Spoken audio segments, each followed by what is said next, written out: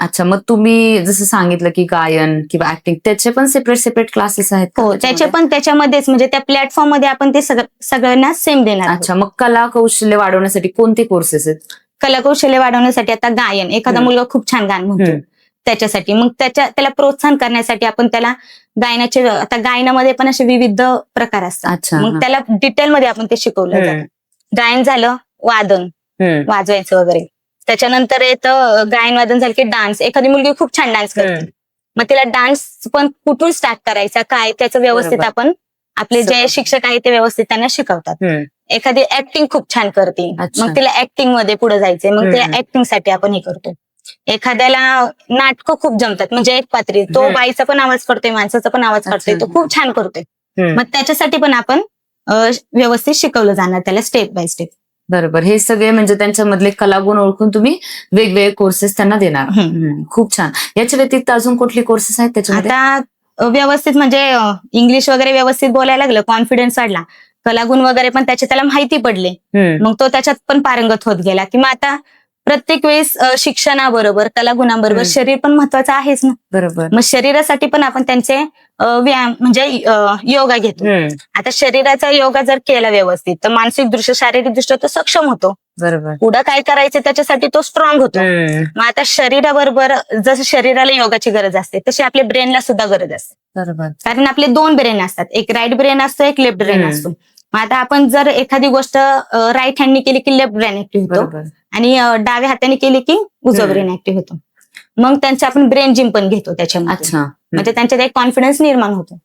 Brain gym म्हणजे हा specially फक्त ब्रेन साठी आहे. हो, स्पेशली ब्रेन करण्यासाठी. ओके, खूप छान. आणि अजून ह्याच्या व्यतिरिक्त कुठले कोर्सेस आहेत? आता शिक्षण वगैरे तर झालं, म्हणजे इंग्लिश वगैरे झालं, कौशल्य झालं, योगा झालं. आता गणित म्हटलं की खूप मुलांना भीती वाटते. अच्छा.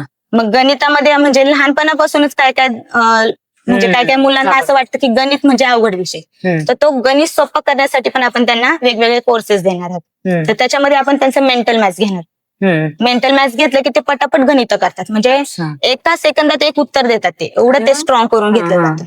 मग मेंटल मॅथ्स झालं की मग आपण त्यांचं ॲबेकस घेतो. ॲबेकस म्हणजे एक टूल असतं, त्याच्यावरती ती मुलं गणित सोडवतात, आणि ते सोडून त्यांच्यामध्ये ब्रेनमध्ये एक फिट ती स्लेट बसती. मग त्यांच्यात एक फोटोग्राफी मेमरी तयार होती. मग ते माइंड मध्ये इमॅजिनेशन वरती पण सम करतात.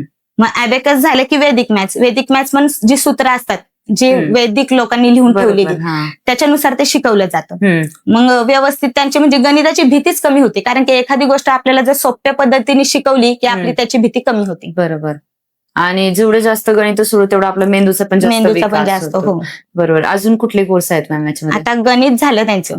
आता सगळं मुलगा अभ्यास करतोय व्यवस्थित, पण त्याला जर स्टडीचं म्हणजे अभ्यास करताना खूप वेळ लागत असेल तर त्याची स्टडी टेक्निक पण आपण त्याच्यामध्ये त्यांना शिकवतो. म्हणजे एखादी गोष्ट मुलाला करायला, एक प्रश्न करायला जर त्याला 15-20 मिनिटं लागत असेल तर त्या स्टडी टेक्निकमुळं तो मॅनेजमेंट करू शकतो ना वेळेचं. मग जिथं फक्त 2 सेकंद लागायचे तिथं जर तो 10-15 मिनिटं लावत असेल तर त्याचंच नुकसान आहे ना. मग आपण त्याला स्टडी कशी करायची, कुठल्या वेळेपर्यंत कुठलं किती करायचं ते पण त्याच्यामध्ये आपण त्याला शिकवलं जातं. त्याच्यामुळे time management study technique cover करतात. त्याच्यामुळे स्पर्धा परीक्षेमध्ये सुद्धा त्यांना टाइम व्यवस्थित मॅनेज करता येतो. बरोबर. खूप छान. अजून कुठले कोर्सेस आहेत? आता झालं म्हणजे व्यवस्थित मॅनेजमेंट वगैरे पण करायला यायला लागलं. आता सगळं येतंय मुलाला, पण त्याला जर कोणी मार्गदर्शन योग्य केलं नाही तर तो भरकटतो.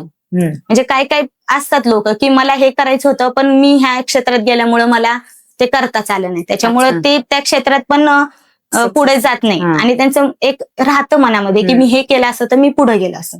म्हणून मुलांचे कला गुण कौशल्य ओळखून त्यांना योग्य मार्गदर्शन पण आपण करतो पूर्णपणे. म्हणजे त्यांचा मुलांचा पूर्ण ओव्हरऑल विकासच आपण करतो.